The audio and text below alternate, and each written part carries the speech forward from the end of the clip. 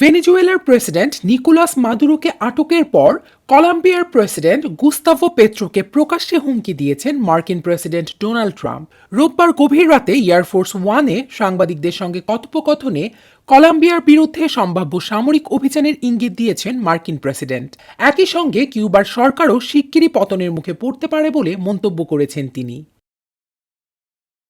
সাংবাদিকদের প্রশ্নের জবাবে মার্কিন প্রেসিডেন্ট ডোনাল্ড ট্রাম্প বলেছেন, ভেনেজুয়েলা খুবই অসুস্থ, কলম্বিয়াও অসুস্থ। একজন অসুস্থ মানুষের দ্বারা পরিচালিত যে কোকেন তৈরি করে যুক্তরাষ্ট্রে বিক্রি করতে পছন্দ করে, আর সে খুব বেশি দিন এটা করতে পারবে না। ট্রাম্পের এমন মন্তব্যের পর এক সাংবাদিক প্রশ্ন করেন যে এর অর্থ কি কলম্বিয়ার বিরুদ্ধেও যুক্তরাষ্ট্র সামরিক অভিযান চালাবে। এর জবাবে ট্রাম্প বলেছেন, আমার কাছে এটা ভালোই শোনাচ্ছে।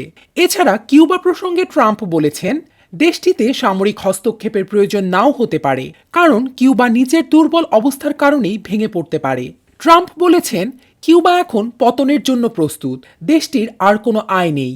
তারা ভেনেজুয়েলার তেল থেকেই আয় করত, এখন সেটাও পাচ্ছে না। কিউবা কার্যত ভেঙে পড়ার পথে। তিনি দাবি করেন, যুক্তরাষ্ট্রে বসবাসরত বহু কিউবান আমেরিকান এই পরিস্থিতিতে খুব খুশি হবেন।